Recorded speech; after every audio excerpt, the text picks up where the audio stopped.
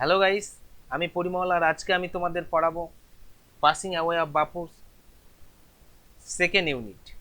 You will stay with me and listen carefully, then you will understand the meaning of every word and every sentence. Let us start. Gandhiji's funeral was to take place the day after his death.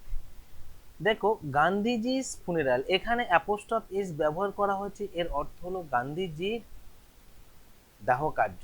ফুনেরাল দাহ কার্য, ওয়াস ছিল, অর্থাৎ গান্ধীজির দাহ কার্য ছিল two take place অনুষ্ঠিত হওয়ার, the day after his death তার মৃত্যুর একদিন পর।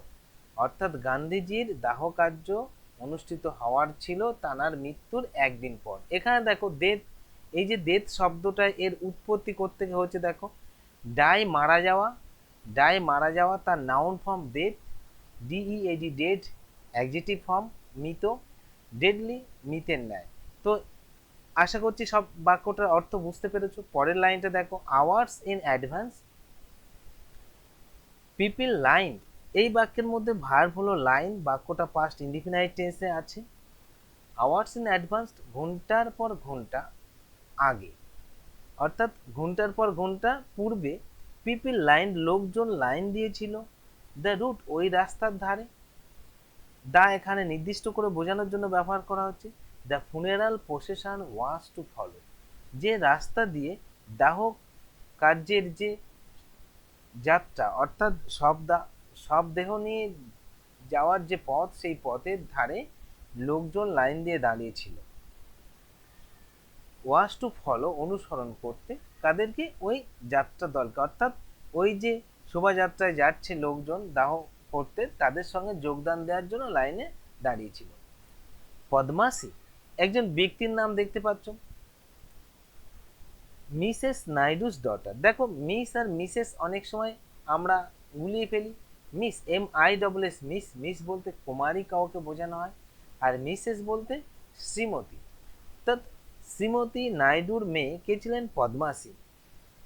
ডটার মেয়ে, স্পিক কথা বলা, স্পোক বলেছিলেন, ফর আজ আমাদের জন্য। অর্থাৎ মিসেস নাইডুর মেয়ে, অর্থাৎ শ্রীমতী নাইডুর মেয়ে আমাদের জন্য বলেছিলেন। স্পিক বলা, স্পোক বলেছিলেন, পাস্ট ইনডিফিনাইট টেন্স একটু দেখে নাও কিভাবে আছে। Subject plus V2 plus object, অর্থাৎ এই বাক্যটার অর্থ বলতে গেলে তোমাকে ললেলাম ততেতাম যোগ করে অর্থ বলতে হবে। ঠিক ওইভাবে হয়েছে। বলেছিলেন, কি বলেছিলেন দেখো, আজ আমাদেরকে, আমাদের সবাইকে বলেছিলেন। হোয়েন সি সেড সিম্পলি, যখন তিনি খুব সাধারণভাবে বলেছিলেন, কি বলেছিলেন? উই উইল ওয়াক, আমরা হাঁটবো। এই যে বাক্যটা দেখো, উই উইল ওয়াক, এই বাক্যটা ফিউচার ইনডিফিনাইট টেন্সের গঠনে আছে। আমি, তুমি, ও, সে, এই এরকম কেউ না। পৃথিবীর যেই এই বাক্যটার অর্থ বলবে, এই ওয়াক মানে হাঁটা, এই হাঁটা কথার সঙ্গে তাকে ললেলাম ততেতাম ববে বেন যোগ করে মানে বলতে হবে। উই উইল ওয়াক, আমরা হাঁটবো। আমরা হাঁটছিলাম, আমরা হেঁটেছিলাম, এরকম হচ্ছে না। কেন হচ্ছে না? এই যে পরিবর্তনটা হয় চেনার উপায়, অর্থাৎ বাংলা বাক্যের শেষ শব্দের অর্থের যে পরিবর্তন হয়, সেটা শুধুমাত্র ভার্বের উপর নির্ভর করে হয়, এবং এই শেষ শব্দটাই গুরুত্বপূর্ণ কি বলতে যাচ্ছে সেটা বোঝার জন্য। আমরা হাঁটবো, তাহলে কি বললো? হোয়েন সি সেড সিম্পলি, যখন তিনি খুব সাধারণভাবে বলেছিলেন, কি বলেছিলেন? আমরা হাঁটবো। It is the last time, এটাই ছিল শেষবার। It is the last time, এটা হলো দ্য লাস্ট টাইম, শেষবার। উই শ্যাল বি ওয়াকিং, এটাই হলো শেষবার, আমরা হাঁটতে থাকবো। উইথ বাপু, বাপুর সঙ্গে। উইথটা এখানে প্রিপোজিশন। দেখো বাক্যটা কিভাবে আছে, ফিউচার কন্টিনিউয়াস টেন্সের গঠন আছে।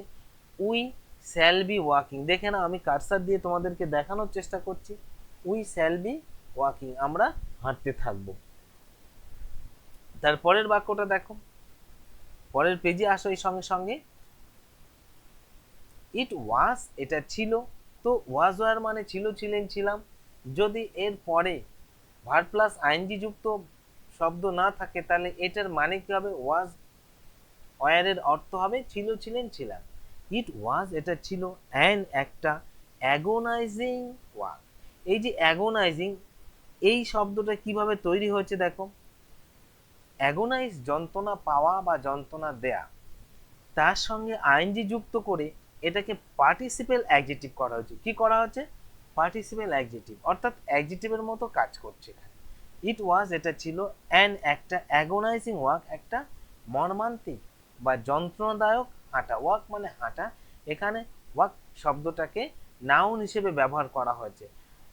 তোমরা জানো একই শব্দ ইংলিশে বিভিন্ন সময় বিভিন্ন অর্থে ব্যবহার করা হয়, কখনো নাউন হিসাবে কখনো ভার্ব হিসাবে, ঠিক এইভাবে ব্যবহার করা হলো।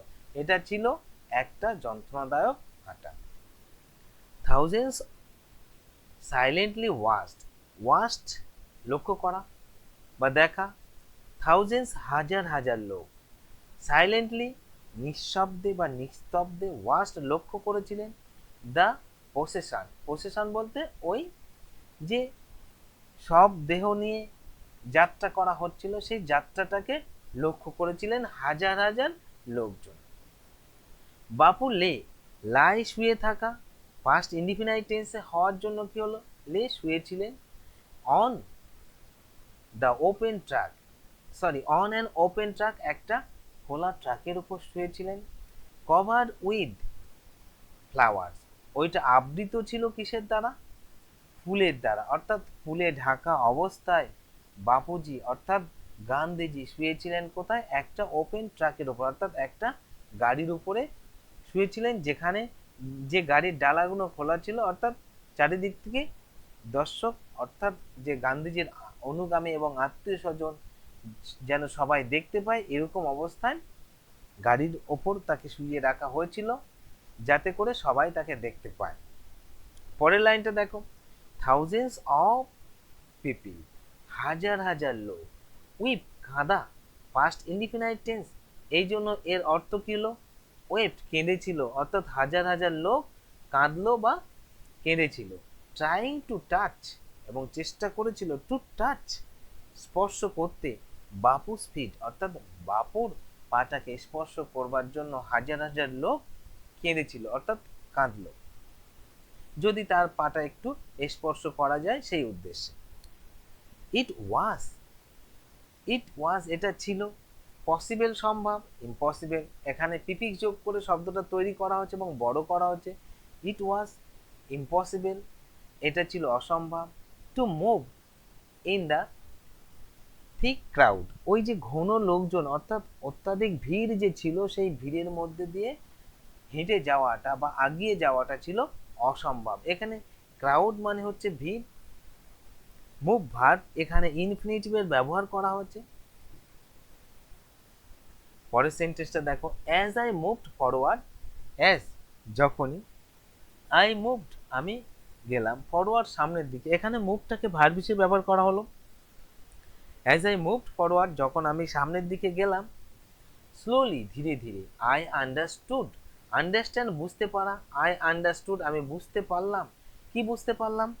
ইট ওয়াজ নট এটা ছিল না, merely in the midst of the grieving people, এটা ছিল না কেবলমাত্র দুঃখরত মানুষদের মধ্যে থাকা, সেটাই ছিল না, তাছাড়া কি ছিল? তার পরের লাইনে বলছে দেখো, দিস ওয়াজ এটা, দিস এইটা, ওয়াজ বা এটা, ওয়াজ ছিল এটা ছিল, even more than of the funeral procession, এটা ছিল ফুনেরাল প্রসেশনের প্রসেশন ছাড়া, অর্থাৎ যে দাহ কার্যের যে শোভাযাত্রা সেই শোভাযাত্রা ছাড়াও আরো কিছু একটা ছিল। ইট ওয়াজ এটা ছিল, মোর আরো কিছু, দেন দ্য ফুনেরাল প্রসেশন, ফুনেরাল প্রসেশন অপেক্ষা, of India's beloved leader, India's beloved leader বলতে ভারতের প্রিয় নেতার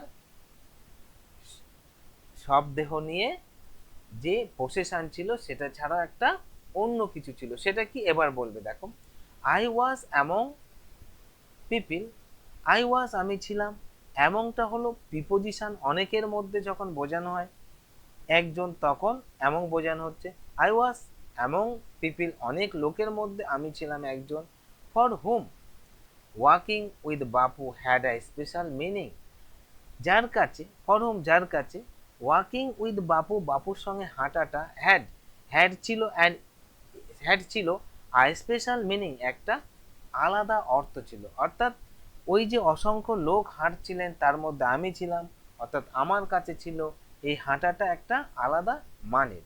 এই দেখো হ্যাড, হ্যাড মানে কি?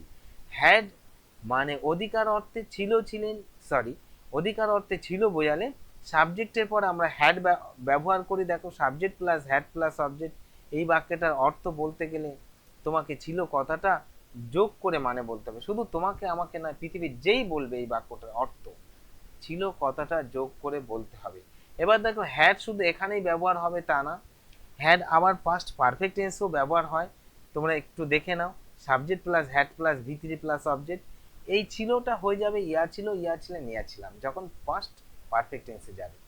পরের সেন্টেন্সটা দেখো, উই হ্যাড আমাদের ছিল, we had, sorry, we had worked, তারপরেই এটা পাস্ট পারফেক্ট টেন্সে ব্যবহার করা হচ্ছে। উই হ্যাড ওয়ার্কড উইথ বাপু, আমরা হেঁটেছিলাম কার সঙ্গে? বাপুর সঙ্গে। Over the rough and smooth of India's recent history, আমরা হেঁটেছিলাম বাপুর সঙ্গে ভারতের ইদানিং অর্থাৎ সম্প্রতি ইতিহাসের যে চড়াই উত্তরায় পথ, সেই চড়াই উত্তরায় পথে আমরা হেঁটেছিলাম।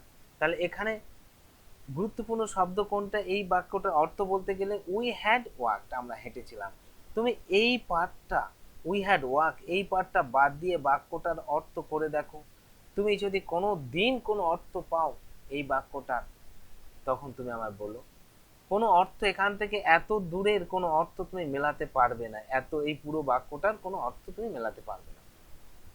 পরেরটা দেখো, উই কুড নট অ্যাকসেপ্ট, আমরা স্বীকার করতে পারলাম না। দ্য ফ্যাক্ট, ওই ঘটনাটাকে আমরা স্বীকার করতে পারলাম না। এই যে বাক্যটা দেখো, উই কুড নট অ্যাকসেপ্ট, এই বাক্যটা মডাল অক্সিলারি ভার্ব দিয়ে আছে, subject plus can, could, should, would, may, might, ought plus verb plus object. এখানে দেখো এই কুডের পরে নট দেওয়ার জন্য এটা কি হলো? নেগেটিভ সেন্টেন্সের গঠন এলো, অর্থাৎ we could not accept it, আমরা এটাকে স্বীকার করতে পারলাম না। দ্য ফ্যাক্ট, ওই ঘটনাটাকে, that the man who had lead us, যে মানুষটা আমাদেরকে পরিচালিত করেছিল, ওভার ম্যানি ডিফিকাল্ট স্পট, অনেক ডিফিকাল্ট অর্থাৎ সমস্যা সংকুল পথে আমাদেরকে পরিচালিত করেছিলেন।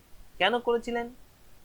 কারণ আমরা যাতে আরো সক্রিয়ভাবে স্বাধীনভাবে চলতে পারি তার জন্য, আমাদের নিশ্চয়ই ক্ষতির জন্য নয়। Was never going to walk with us again, এই ব্যক্তি আর হাঁটছিলেন না আমাদের সঙ্গে আবার, অর্থাৎ যে ব্যক্তি আমাদেরকে জন্য এত কিছু করেছিলেন সেই ব্যক্তি আজ আর আমাদের সঙ্গে হাঁটছেন না, অর্থাৎ যে ব্যক্তি আমাদেরকে সবসময় সঙ্গ দিয়েছিলেন সেই ব্যক্তি আমাদের সঙ্গে আর হাঁটছেন না। পরের বাক্যটা দেখো, বাপু স্লাইট ফিগার, বাপুর হালকা চেহারা, স্লাইট ফিগার বলতে হালকা চেহারা, হ্যাড ওয়াকড, অর্থাৎ এই হালকা চেহারাটা নিয়ে তিনি হেঁটেছিলেন, স্টাফ ইন হ্যান্ড, হাতে একটা লাঠি নিয়ে, over the large part of India, ভারতবর্ষের অনেক অংশেই তিনি হেঁটে হেঁটে ভ্রমণ করেছিলেন হাতে একটা লাঠি নিয়ে, তানার ওই হালকা চেহারাটাকে নিয়ে। তাহলে দেখো এই যে হ্যাড, এই হ্যাড কথাটাকে আমরা কিভাবে ব্যবহার করছি দেখো, এখানে খুব দারুণভাবে সাজানো আছে। দেখো বাপু হ্যাড এ স্লাইট ফিগার, এইভাবে ধরতে পারো বাপুর একটা হালকা চেহারা ছিল। তারপরে কি এই ওয়ার্কটা এখানে এক মুহূর্তের জন্য বাদ দিয়ে ধরো, ধরে দেখো বাপু হ্যাড, তাহলে বাপু হ্যাড আইসটা, বাপুর ছিল একটা লাঠি, ইন হ্যান্ড, হাতে, তাহলে কি হলো? এটা হ্যাভ ভার্ব দিয়ে সিম্পল টেন্স পাস্ট, বাপুর ছিল। আবার এইটাই, এই বাক্যটাতেই এখানে পাস্ট পারফেক্ট টেন্সে ব্যবহার করা হচ্ছে হ্যাডটাকে, অর্থাৎ বাপু হেঁটেছিলেন ভারতবর্ষের অনেক পার্ট, ভারতবর্ষের অনেক অংশই তাঁর এই হালকা চেহারাটাকে নিয়ে এবং হাতে একটা লাঠি নিয়ে। To walk is to make slow progress, sorry progress, to walk, walk, walk মানে হাঁটা, ইজ টু মেক অর্থাৎ হাঁটাটার অর্থ হলো স্লো প্রোগ্রেস, প্রোগ্রেস মানে উন্নতি, অর্থাৎ হাঁটার অর্থ হলো, ইজ মানে হই হয় হলো হলেন হলাম, অর্থাৎ অ্যামিজারের অর্থ কি হই হয় হলো হলেন হলাম, হাঁটার অর্থ হয় কি টু মেক, মেক করা, স্লো প্রোগ্রেস অর্থাৎ এই হাঁটাটার অর্থ হলো ধীরে ধীরে উন্নতি করা। তারপর it is to think, it is, it is এটা হলো টু থিঙ্ক, ভাবতে। It is to think with clarity and closely. এটা ভাবতে হয় একটা পরিচ্ছন্নতার সঙ্গে এবং ঘনিষ্ঠভাবে বা সন্নিবিষ্টভাবে ভাবতে হয়। কি ভাবতে হয়? To look at all that around us, যেটা আমাদের আমাদের চারিদিকে এটা দেখতে হয় এবং পরিষ্কারভাবে ভাবতে হয়। কি ভাবতে হয়? From small insect to the Horizon, অর্থাৎ ছোট পতঙ্গ থেকে শুরু করে, ইনসেক্ট পতঙ্গ, তোমরা যে শব্দের মানে জানবে না লিখে নাও, ছোট পতঙ্গ থেকে শুরু করে টু দ্য হরাইজেন, ওই অসীম দিগন্ত পর্যন্ত আমাদেরকে ভাবতে হয়। ইন দ্য ডিস্টেন্স, ওই দূরের দিগন্ত পর্যন্ত আমাদেরকে পরিষ্কারভাবে ভাবতে হয় কোনো উন্নতি করতে গেলে। এটা কে শিখিয়েছিলেন, কে বুঝিয়েছিলেন? মহাত্মা গান্ধীজি আমাদেরকে বুঝিয়েছিলেন। অর্থাৎ খুব দূরদর্শিতার সঙ্গে বুঝতে হয় এবং পরিকল্পনা করে আমাদেরকে এগোতে হয়। এর জন্যই তিনি নন ভায়োলেন্স মুভমেন্ট করেছিলেন। আরও তিনি অনেক আন্দোলন করেছিলেন। তাঁর আন্দোলনের মধ্যে কোনো হিংস্রতা ছিল না, কোনো ভায়োলেন্স ছিল না। তো দেখো তার পরের বাক্যটা, moreover to walk was often the only way open to the average Indian।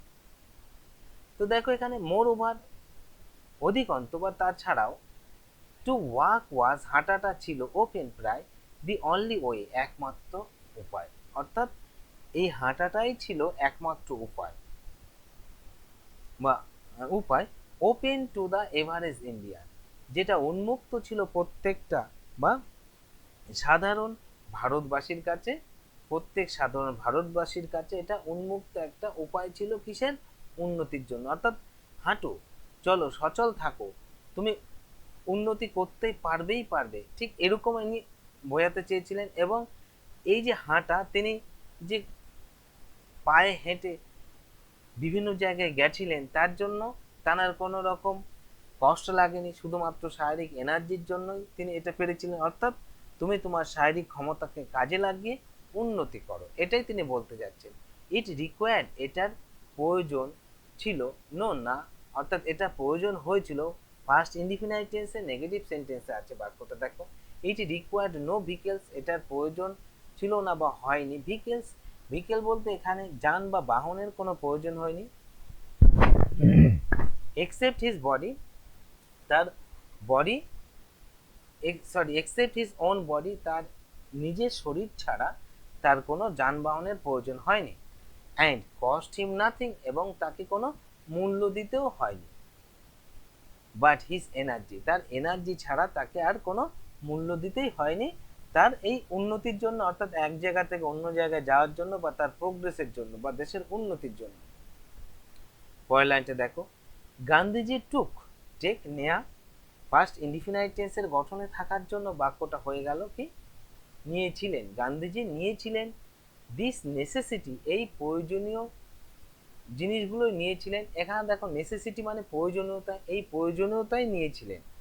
As he টুক, এখানে নেসেসিটি কথাটাকে নাউন হিসেবে ব্যবহার করা হলো।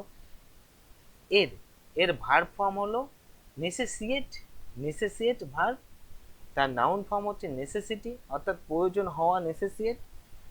ভার্ব নেসেসিটি প্রয়োজনীয়তা, অ্যাডজেক্টিভ কি আছে? নেসেসারি, অ্যাডভার্বে নেসেসারিলি, প্রয়োজনীয়ভাবে। অর্থাৎ গান্ধীজি নিয়েছিলেন এই প্রয়োজনীয়তাই তিনি নিয়েছিলেন। As he took the much,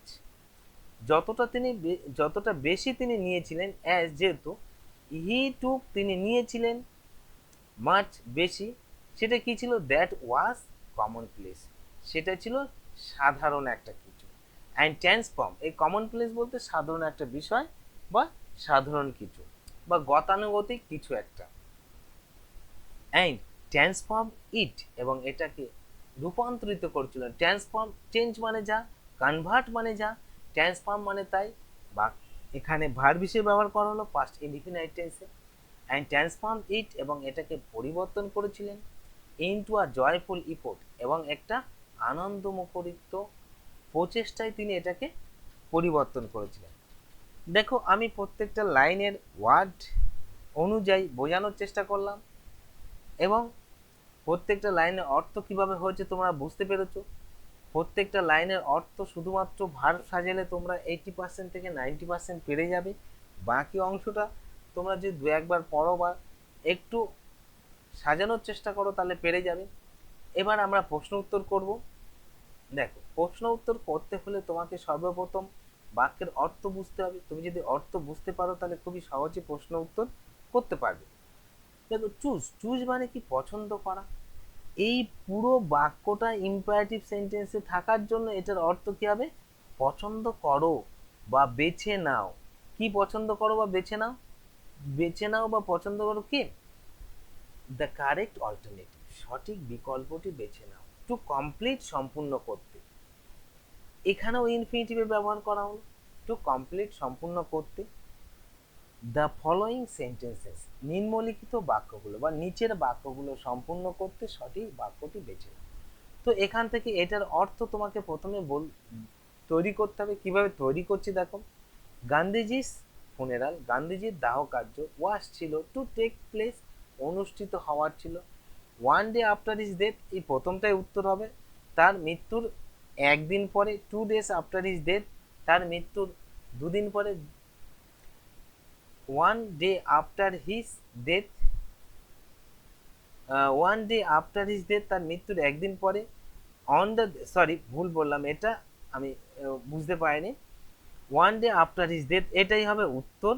কি করে হচ্ছে দেখো, আমি এটা অন দ্য ডে না থেকে দেখেছিলাম one day after his death, sorry, তার জন্য one day after his death, তার মৃত্যুর একদিন পরেই দাহ কার্যটা হয়েছিল। এটা তোমরা দেখো প্রথমেই আছে, এখানে প্রথম দেখো, গান্ধীজির funeral was to take place the day after his death. Day after his death বলতে ওই একদিন পরেই, one day after his death. তারপরেরটা দেখো, পদ্মাসী ওয়াজ, অর্থাৎ পদ্মাসী ছিলেন মিসেস নাইডুস ড্যাশ। এখানে দেখো Mrs Naidu's daughter, Padmasi Mrs নাইডুর মেয়ে ছিলেন, সুতরাং এটা হবে উত্তর। Padmasi was the daughter of Mrs Naidu. পরের সেন্টেন্সটা দেখো, while walking, while walking, while walking, যখনই হাঁটছিলেন। বাপু ইউজ টু ক্যারি, বাপু বহন করেছিলেন, অর্থাৎ হাঁটার সময়।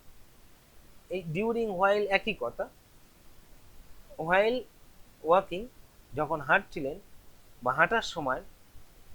বাপু ইউজ টু ক্যারি, এই যে ইউজ টু ক্যারি অতীতের অভ্যাসগত কাজ বোঝালে আমরা ইউজ টুর ব্যবহার করি। ইউজ টুর পরে ডুইং ভার্বের প্রেজেন্ট ফর্ম ব্যবহার করি। বাপু ইউজ টু ক্যারি, বাপু বহন করতেন। ইন হিজ হ্যান্ড, তানার হাতে dash, a or an, a staff, একটা লাঠি বহন করতেন। কি বহন করতেন? একটা লাঠি। তারপরের লাইনটা দেখো, এখানেও তোমাকে অর্থ বুঝতে হবে। অর্থ না বুঝতে পারলে তুমি উত্তর করতে পারবে না। অ্যাকচুয়ালি তোমাদের সিন আনসিনে তো 40 নাম্বার থাকে। এই 40 নাম্বারের জন্য তোমাকে সিন আনসিনটা ভালো করে পড়তে হবে, ভার্ব টেন্স সাজিয়ে পড়তে পারলে তুমি প্রশ্নের অর্থ বুঝতে পারলে হামেশাই উত্তর করতে পারবে। আর তাছাড়াও তুমি লাইন মিলিয়েও করতে পারো, সেটা আন্দাজে করা, সেটা একেবারেই বাঞ্ছনীয় না, তাতে অনেক ভুল হয়ে থাকে। তোমরা ওইভাবে করবে না, প্রশ্নের অর্থ বোঝার চেষ্টা করবে ভার্ব বা টেন্স সাজিয়ে। তো দেখো, complete the following sentences with information from the text, সম্পূর্ণ করো নিচের বাক্যগুলো। ফ্রম দ্য টেক্সট, টেক্সট থেকে তথ্য নিয়ে। ইনফরমেশন, এই যে শব্দটা প্রত্যেকে এসে দেখো, ইনফর্ম মানে তথ্য দেয়া, তার নাউন ফর্ম ইনফরমেশন, অর্থাৎ ভার্ব একটা গুরুত্বপূর্ণ শব্দ। ভার্বের সঙ্গে করা, হওয়া, থাকা, দেয়া, নেয়া এরকম শব্দ অংশ যুক্ত থাকে। এই শব্দ অংশগুলো বাদ দিলে, অর্থাৎ ভার্বের যে অর্থ আছে সেই অর্থ থেকে করা, হওয়া, থাকা, দেয়া, নেয়া এগুলো বাদ দিলে আমরা যে অর্থ পাই সেটা হলো নাউনের অর্থ বা নাউনের মানে। দেখো, ইনফরমেশন এর অর্থ কি হলো? তথ্য, অর্থাৎ ইনফর্ম জানানো বা তথ্য দেয়া, তথ্য। ফ্রম দ্য টেক্সট, পুরো লাইনটা অর্থ বুঝে নাও। কমপ্লিট দ্য ফলোয়িং সেন্টেন্স, নিচের বাক্যগুলো সম্পূর্ণ, সেন্টেন্সেস নিচের বাক্যগুলো সম্পূর্ণ করো উইথ ইনফরমেশন, তথ্য দিয়ে। ফ্রম দ্য টেক্সট, টেক্সট থেকে তথ্য দিয়ে এটা সম্পূর্ণ করতে বলছে। দেখো আমি এখানে লিখে নিয়েছি, তবে তোমরা এখানে টেক্সটে পাবে, টেক্সটের মধ্যে থেকেই আমি লিখেছি। তোমরা এই ক্ষেত্রে এই লাইনগুলো পুরো মেলানো আছে, এইভাবে কমপ্লিট করলে দেখবে এই লাইনগুলো একদম টেক্সটে পুরোপুরি মেলানো আছে, ওখান থেকেই তোমরা পেয়ে যাবে। থাউজেন্ডস অফ পিপল ওয়েট, হাজার হাজার লোকজন কেঁদেছিল, try dash to touch Bapu's feet, অর্থাৎ তারা কেঁদেছিল যদি কিনা তারা একবার বাপুর পা ছুঁতে পারে বা স্পর্শ করতে পারে, সেই জন্য তারা কেঁদেছিল। মানে তারা একটু খুশি হতো যদি একবার পা ছুঁয়ে স্পর্শ করতো, অর্থাৎ একটা মানসিক শান্তি তারা পেতেন, তার জন্য তারা বাপুর পা স্পর্শ করতে চেয়েছিলেন। পরেরটা দেখো, the author was among the people for whom walking dash, অর্থাৎ কথক ছিলেন অ্যামং পিপল ওই সমস্ত লোকজনের মধ্যে, ফর হুম যাদের যাদের জন্য হাঁটাটা ছিল, ওয়াকিং হাঁটাটা বা হাঁটা, ওয়াজ ছিল, এখানে ওয়াজ ছিল কি ছিল, walk with Bapu had a special meaning, তাদের কাছে বাপুর সঙ্গে হাঁটাটার একটা আলাদা অর্থ ছিল। এটা টেক্সট থেকে নেওয়া আছে, তোমরা দেখে নেবে একটু খুঁজে। টু ওয়াক ইজ টু, অর্থাৎ হাঁটাটার অর্থ কি, মেক স্লো প্রোগ্রেস, অর্থাৎ হাঁটার অর্থ হলো ধীর গতিতে উন্নতি করা। পরেরটা দেখো কি বলছে, fill in the chart with information from the text, এই ইনফরমেশন বারবার তোমরা লক্ষ্যবার পাবে পড়তে পড়তে। কেন, শব্দটা ভার্ব থেকে তৈরি হয়েছে, অর্থাৎ ভার্ব থেকে তৈরি শব্দগুলোই বেশি ব্যবহার করা হয়। তাহলে দেখো অর্থটা দেখো, ফিল, ফিল মানে পূর্ণ করা, আর একটা ফিল আছে, তোমরা যেন বানানে ভুল করো না ভেবে নিয়ে, যে স্যার FEEL, ফিল মানে তো অনুভব করা, কিন্তু এখানে তা তো না, এটা FILL, ফিল পূর্ণ করা। ইম্পারেটিভ সেন্টেন্স হওয়ার জন্য কি পূর্ণ করো ইন দ্য চার্ট, এই চার্টটাকে উইথ ইনফরমেশন তথ্য দিয়ে, ফ্রম দ্য টেক্সট, টেক্সট থেকে তথ্য দিয়ে, অর্থাৎ এই যে টেক্সটটা আছে এই টেক্সট থেকে তথ্য দিয়ে তোমাকে সম্পূর্ণ করতে হবে এই চার্টটাকে। দেখো, ইট ওয়াজ ইম্পসিবল টু মুভ, এটা ছিল অসম্ভব হাঁটাটা। রিজন, রিজন মানে এখানে তোমরা লিখে নাও কারণ, কি কারণে হাঁটাটা অসম্ভব ছিল, বুঝতে পারছো? তাহলে নিজেকে জিজ্ঞেস করো, আমরা যদি হাঁটতে যাই কোনো জায়গাতে তাহলে কে আমাদের হাঁটাটা অসম্ভব হবে কেন? লোকজনের ভিড় থাকলে হাঁটাটা অসম্ভব হবে। তুমি যদি শিয়ালদা থেকে কলেজ স্ট্রিটে যাও, সেখানে প্রচন্ড ভিড় হয়, ট্রেন থেকে নেমে তুমি কলেজ স্ট্রিটের দিকে হাঁটতে থাকলে প্রচন্ড ভিড়, ভিড়ে তুমি কি দ্রুত দূর যেতে পারবে? যেতে পারবে না। ওই জন্য বলছে কি, দেয়ার ওয়াজ আ থিক ক্রাউড, ওখানে ছিল একটা প্রচন্ড লোকের ভিড়, ক্রাউড মানে ভিড়, অর্থাৎ সেখানে প্রচন্ড ভিড় ছিল, তাই হাঁটাটা অসম্ভব ছিল। পরের বাক্যটা দেখো, পদ্মাশ্রী ডিক্লেয়ার, পদ্মাশ্রী ঘোষণা করেছিলেন, ডিক্লেয়ার ঘোষণা করা, তাহলে পদ্মাশ্রী ঘোষণা করেছিলেন দ্যাট, যে পদ্মাশ্রী ঘোষণা করেছিলেন যে দে উড ওয়াক, তাঁরা হাঁটবে, উইথ গান্ধীজি, গান্ধীজির সঙ্গে, ইন দ্য ফুনেরাল প্রসেশন, অর্থাৎ পদ্মাশ্রী ঘোষণা করেছিলেন যে তাঁরা হাঁটবেন গান্ধীজির সঙ্গে ওই দাহ কার্যের যে পথযাত্রা, সেই পথযাত্রায়। রিজন, কি কারণে বা কেন, কেন তারা হাঁটবেন? কারণ ছিল কি, ইট ওয়াজ, এটা ছিল, ইট ওয়াজ এটা ছিল, দ্য লাস্ট টাইম এটা ছিল শেষবার, they would be walking with Bapu, অর্থাৎ বাপুর সঙ্গে হাঁটতে থাকা এটাই ছিল শেষবার, এই জন্য তারা গান্ধীজির যে সব দেহ নিয়ে যাওয়ার যে যাত্রা, সেই যাত্রাতে হাঁটতে চেয়েছিলেন। পরের লাইনটা দেখো, অর্থাৎ পরের কোশ্চেনটা, to walk was open the only way open to the average Indian, to walk এই হাঁটাটা, ওয়াজ ছিল, ওপেন উন্মুক্ত, অর্থাৎ এই হাঁটাটা ছিল উন্মুক্ত, দি অনলি ওয়ে একমাত্র উপায়, open to the average Indian, ওই প্রত্যেক ভারতবাসীর কাছে এই হাঁটাটা ছিল উন্মুক্ত একটা রাস্তা। কেন এটা একটা উন্মুক্ত রাস্তা ছিল, তার কারণ দেখো, ইট রিকোয়ার্ড, ইট রিকোয়ার্ড নো ভিকেলস, ভিকেলস এটার প্রয়োজন হয় না কোনো ভিকেলের, অর্থাৎ কোনো যানের প্রয়োজন হয় না, এই যান বা বাহনের প্রয়োজন হয় না, এক্সেপ্ট হিজ ওন বডি, তার নিজের শরীর ছাড়া, অ্যান্ড কস্ট হিম নাথিং, তাকে কোনো মূল্য দিতে হয় না, বাট হিজ এনার্জি, তার এনার্জি ছাড়া, এনার্জি বলতে তার যে শারীরিক ক্ষমতা ছাড়া কোনো রকম গাড়িরও প্রয়োজন হয় না, কোনো রকম মূল্য দিতে হয় না, অর্থাৎ কোনো ব্যয় হয় না এর থেকে। তো দেখো, আমি তোমাদের প্রশ্ন উত্তরগুলো করালাম।